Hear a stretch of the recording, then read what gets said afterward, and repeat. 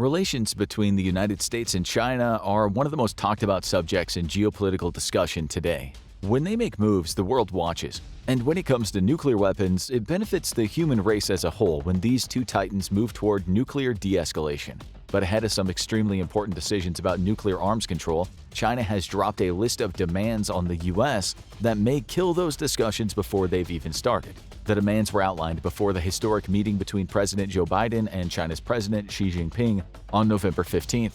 This came as no surprise considering the growing tensions between the two nations, with relations having been strained in recent years due to America's sanctions against China under the Trump administration. Combine that with the shooting down of a Chinese spy balloon back in February, and it's clear that neither China nor the US completely trust each other. Few details are known about what was discussed at the meeting. The U.S. Department of State was tight-lipped in the aftermath, with only vague mentions of promoting stability and avoiding an unfettered nuclear arms race mentioned in its official statement. All we know for certain is that the discussions took place on November 6th and had something to do with nuclear arms control. However, we can speculate about what China wanted to talk about because of its state newspaper, the Global Times, running an opinion piece on the run-up to the meeting that outlined a list of demands and talking points for the discussions. Before we get into those, let's look at the reason given for the meeting being called in the first place. Given what two of the most influential nations in the world are doing with their nuclear arsenals is a matter that should probably concern us all. A big discussion took place between China's head of arms control, Sun Xiaobao, and the Assistant Secretary for the Bureau of Arms Control, Mallory Stewart. According to China's foreign ministry, the meeting would involve consultations on arms control and non-proliferation, along with talks on several other issues, including maritime affairs. It is the non-proliferation part that is the most interesting piece of the puzzle. Back in 2021, U.S. National Security Advisor Jake Sullivan said that China and the U.S. had agreed to a discussion about strategic stability. Washington clearly had its own agenda when it mentioned that meeting. The White House is rightly concerned about Beijing's growing nuclear arsenal, with its goal likely being to use the meeting to get a handle on what China plans to do with its ever-growing stockpile of nukes. However, even back then, the White House was quick to say that the proposed meeting wouldn't be a formal arms discussion talk. Instead, it would help examine the risks of what seems to be a nuclear arms race that's rapidly gathering steam. It's taken 2 years for that discussion to take place, which, needless to say, is a lot slower than the international community would have ideally wanted.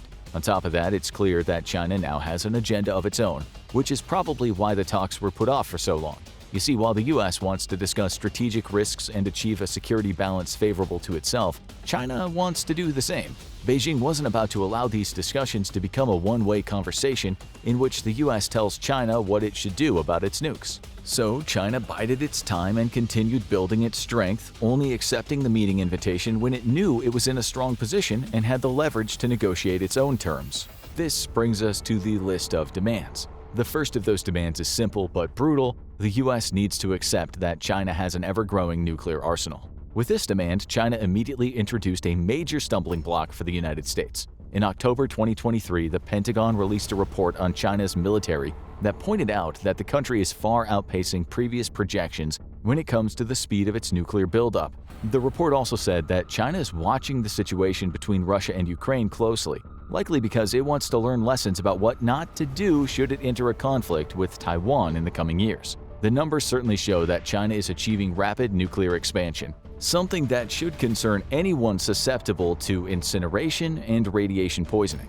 Back in 2000, China had about 230 nukes to its name, far behind the US, which had over 8,300 at the time. But over the last 23 years, the US has slowly been reducing its nuclear stockpiles, while China's been increasing theirs. As of January 2023, the US has 5,428 nukes, meaning it's decommissioned about 3,000 nukes from its stockpile. By contrast, the Pentagon reports that China's stockpile has been growing.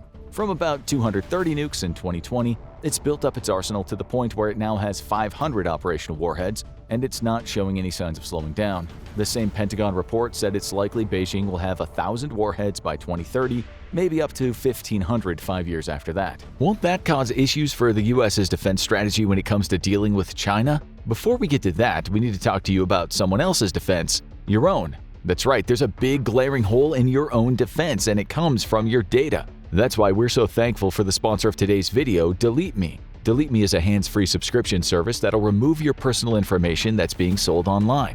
Who's selling it, you ask?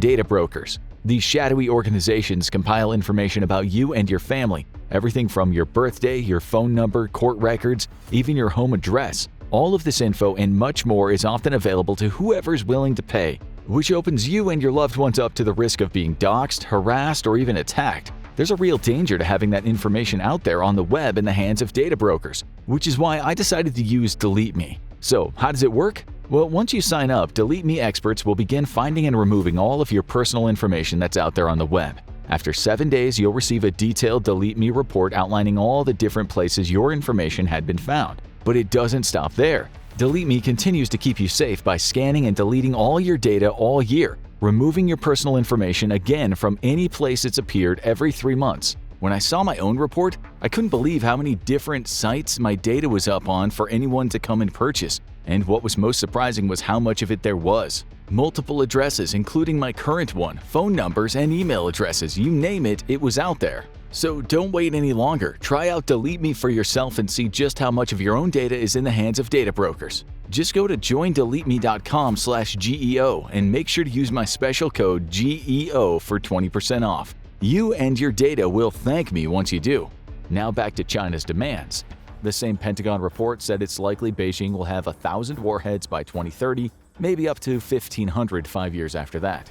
So, China is building warheads at a rate of about 500 every 5 years. The US is decommissioning them at an even faster rate. Those facts raise an interesting question.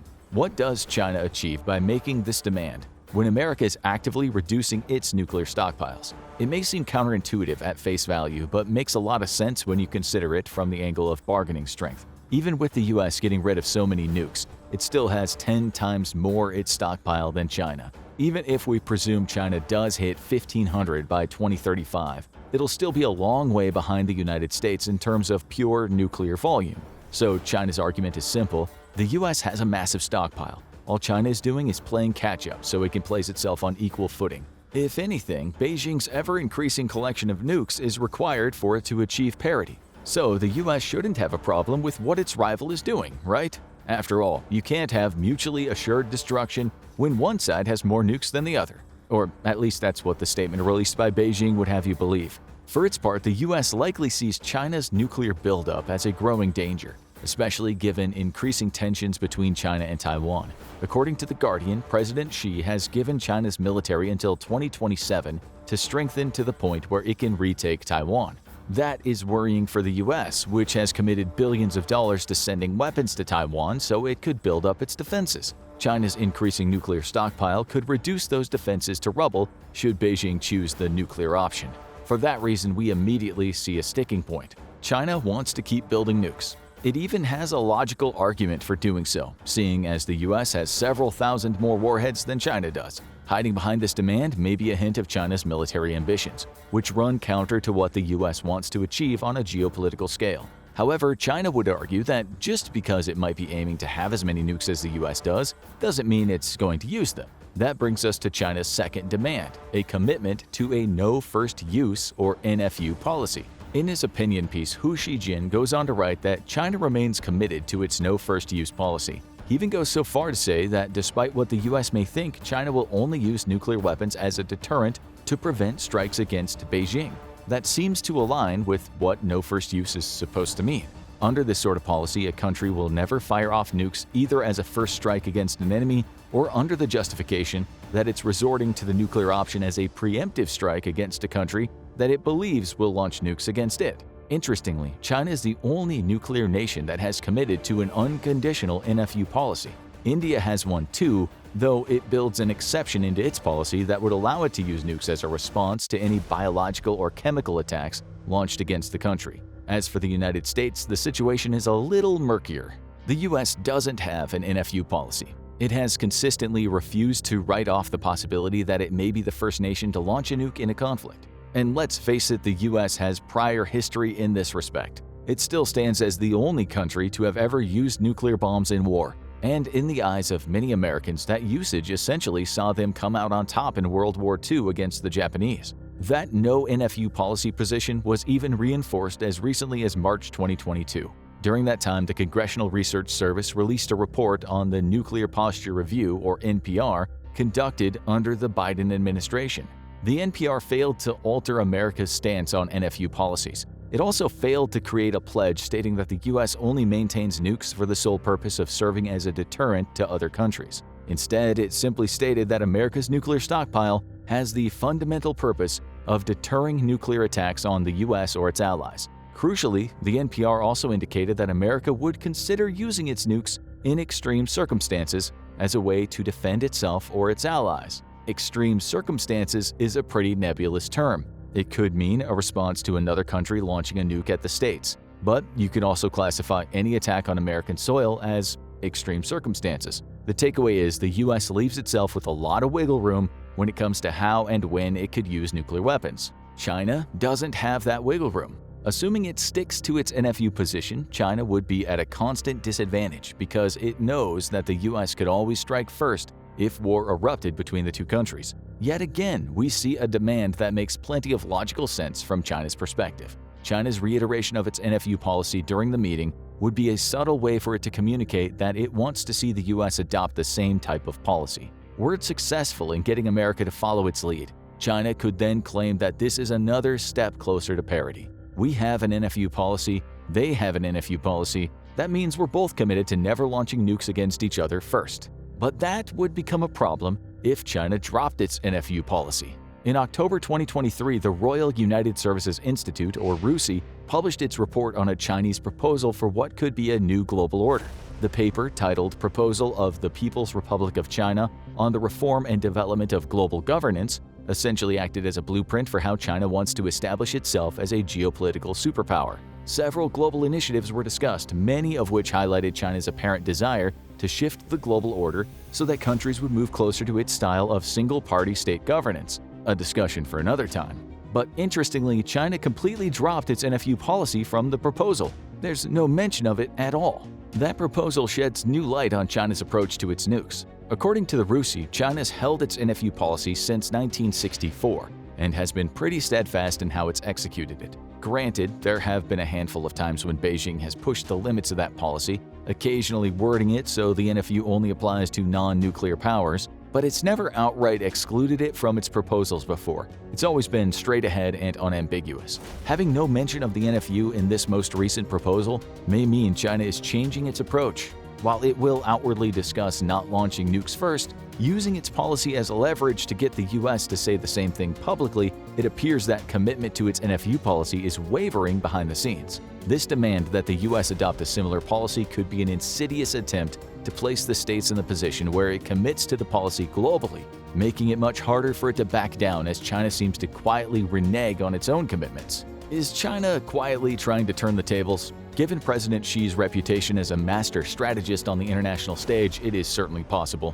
The second demand could be a political ploy that would, if successful, allow China to be in a position where it can strike first while the U.S. has to wait. And when combining the first two demands with the next one, we start to see a clearer picture in terms of what China wanted to achieve with these talks, weakening America's nuclear position while it stealthily improves its own. And that brings us to demand number 3. Hu Shijin writes that China's next request should be for the U.S. to stop its continuous expansion of nuclear power, which is already at its peak. He even went so far as to say that this commitment to further reductions would serve as the foundation for any significant arms control agreements. Making this demand is another crafty move by China, because the U.S. reaffirmed its commitment to the Treaty of Non-Proliferation of Nuclear Weapons, NPT, as recently as July 31st. This treaty essentially serves as a commitment by all nations that sign it to prevent the spread of nuclear weapons and the technology behind them, with the ultimate goal of achieving complete nuclear disarmament. China could also look to the New START treaty, which the U.S. signed with Russia, as a support for this halt to any expansion. That treaty, signed in February 2011, saw the U.S. commit to reducing its deployed strategic nuclear warheads to no more than 1,550. But here's the thing, the U.S. is already pretty close to following the wording of that treaty. Well, sort of. Earlier in the video, we pointed out that America has 5,428 nukes. That's technically true, but it doesn't cover the state of those nukes. According to the Nuclear Threat Initiative, or NTI, only 1,744 of those nuclear weapons are in active deployment. That's a couple hundred more than the 1,550, but it's close enough for the states to claim it's mostly following the wording of the New START treaty. However, the NTI also points out the states have about 1,950 reserve nukes. And that's where things get a little dicey for U.S. claims that it's committed to nuclear disarmament. A reserve nuclear weapon is one that's not actively attached to an intercontinental ballistic missile or an ICBM, or any other means of potential deployment. In other words, it's not ready to be launched, but it is still there, and it could be attached to a missile should the U.S. choose to do so. Realistically, China could make the argument that maintaining this extra 2,000 or so nukes means that the U.S. isn't actively looking to reduce its nuclear stockpile. Instead, it's keeping a whole lot of nukes in reserve should it ever need to expand again. Perhaps that's where the Global Times mention of continuous expansion comes into play. While the U.S. is still decommissioning nukes, it has a little over 1,700 apart from the deployed and reserve weapons that are awaiting dismantling. China can argue that having such a large reserve stockpile is tantamount to expansion. It certainly isn't a reduction on the scale that the U.S. agreed under the New START treaty. While quibbling over terminology deployed versus reserve could come into play, China can still make the claim that the U.S. has about 3,700 active nuclear weapons, far cry from the 1,550 goal outlined in the treaty. However, the United States has some easy arguments to make against this demand. Chief among those is the concept that what the U.S. has now represents its peak nuclear power. It certainly doesn't. The real peak was in 1967, when America was mired in the Cold War with the Soviet Union. Back then, the U.S. had a staggering 31,255 warheads stockpiled. So its easy argument against accusations of expansion could be that it spent the last half-century cutting down its stockpile to the point where it's about a tenth of what it once was. Demand met, right? Not quite. While the U.S. may have an easy comeback to Chinese accusations of expansion when it comes to the sheer number of nukes it has, it may find itself struggling to come up with an argument if China steers the conversation in the direction of modernization. You may have fewer nukes, China could say, but you're expanding your nuclear power base by creating better ways to use them. That's true. The U.S. is modernizing the nuclear domain. It's actively working on the LGM-35A Sentinel, an ICBM that would replace the aging Minuteman III missiles that the U.S. currently has stockpiled. It's also introducing a new stealth bomber, the B-21 Raider. That could improve its air-based nuclear capabilities. Plus, it's on track to replace its fleet of 14 Ohio-class ballistic missile submarines with the upgraded Columbia-class in the 2030s. China could argue that all this modernization constitutes expansion. It could also be argued that the U.S. shouldn't have nukes stationed in other countries. According to the Council on Foreign Relations, the CFR, America has stationed nuclear weapons at tactical bases in 5 countries: Belgium, Italy, Turkey, Germany, and the Netherlands. Those bases have been established for decades, so the U.S. could argue that keeping nukes in those countries could be maintenance, not expansion. However, China likely isn't concerned by nukes stationed in Europe. It's much more worried about the U.S. keeping weapons in Asian territories,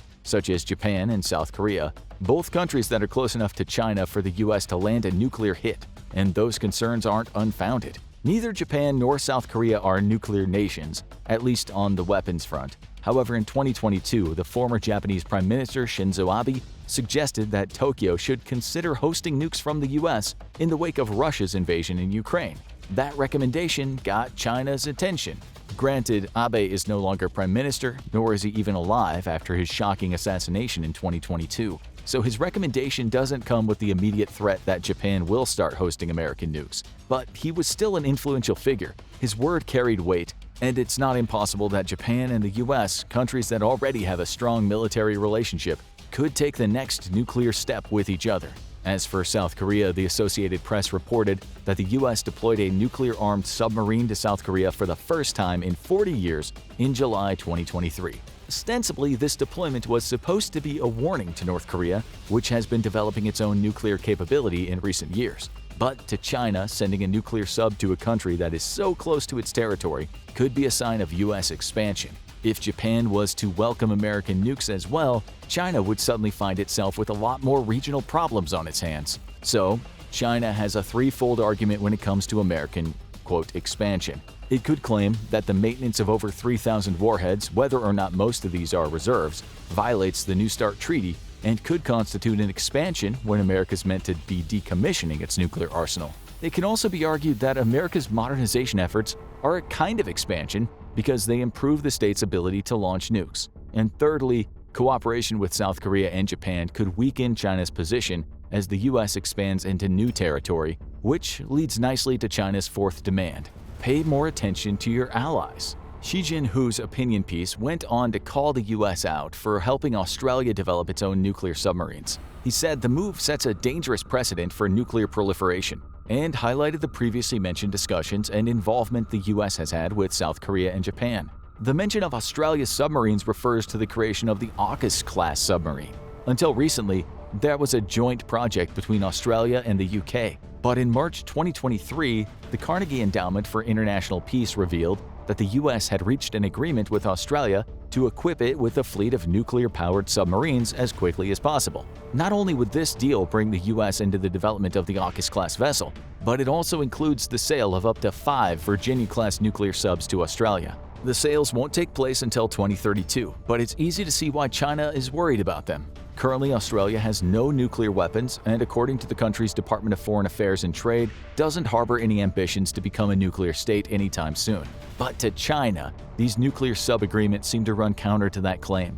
Worse yet, U.S. involvement with Australia is just as dangerous as its alliances with South Korea and Japan. China would essentially be stuck within a pincer movement of 3 countries that could all hit with nuclear weapons if America chooses to provide nukes to all 3 of them. As such, China's fourth demand that the U.S. reins in its allies isn't quite what it seems. What China is really saying is, stop doing things that make it look like you're trying to make South Korea, Japan, and Australia nuclear-capable nations. In other words, it wants there to be no chance the U.S. could move any of its nukes closer than they already are. Again, the logic behind this argument is sound. It makes sense that China sees the 3 countries as threats because of their proximity. But we also can't ignore the fact China is also trying to expand its international presence. Granted, it doesn't seem to be transporting or creating nuclear-capable subs to other countries, nor does there seem to be any discussion around setting up military bases from which it can launch nukes anywhere other than China. Yet. But what we have seen in recent months is a continued expansion of China's military presence in other countries. In July 23, The Guardian published a piece claiming that China has plans to build new naval bases in Sri Lanka, Bata, and Pakistan. Those 3 bases would complement the one that already has been established in Djibouti. Additionally, a different report from the same month, this time published by Chatham House, suggests that China's investment into Cambodia's Ream Naval Base is less about strengthening Cambodia's navy and more about focusing on expanding China's foothold in the region. There's some hypocrisy at play here. China's demanding the U.S. pays closer attention to what its allies are doing, all while building its own presence through tactical movements and investments in similar ways to the U.S. However, there's no mention of the word nuclear in China's expansion. Most of it appears to be naval. That's another clever move, with China being able to claim it's not working with its allies the same way the U.S. does. Of course, that ignores the fact that submarines can launch nukes. While this is all speculative, China's demand for the U.S. to keep a closer eye on its allies could be a distraction tactic so it can carry on strengthening its naval foothold in other regions. Once that foothold is established, which could be over a decade from now, we might then see China engaging in nuclear cooperation with nations that aren't quite ready yet. Then the U.S. would be in some serious trouble. There are those who believe that neither China nor the U.S. are doing enough work toward nuclear disarmament. One of those people is the International Campaign to Abolish Nuclear Weapons Policy and Research Coordinate, Alicia Sanders-Zachary. When asked to comment about the meeting, she said it was welcome, but pointed out that neither country seems to be working in good faith toward nuclear reductions and disarmament. She also pointed out that neither has signed the Treaty on the Prohibition of Nuclear Weapons, a treaty that currently has 93 signatories, though none of them are existing nuclear nations. Perhaps it's in pointing this out that Sanders-Zachary highlights the problem with China's demands. They all seem reasonable on the surface, but they don't hide the fact that China is just as guilty of nuclear proliferation and expansion as it claims America to be. Yes, China has fewer nuclear warheads than the U.S., though it's rapidly catching up with its plans to reach the 1,500 warhead range at some point in the 2030s. China's past commitment to an NFU policy is also admirable, though it is one it seems to be quietly moving away from, while telling the U.S. that it needs to adopt a similar policy. Even its calls for the U.S. to cease expansion and stop cooperating so closely with its allies are suspicious in the face of China's ever-growing nuclear arsenal and the military and naval bases that it's building in other countries. China's demands were tactical hypocrisy. It knows that the US isn't going to stop modernizing its military. It also knows that America is actively decommissioning nukes, even if that process is going slower than it might like. And of course, China knows that America has never had an NFU policy, and it isn't likely to adopt one anytime soon.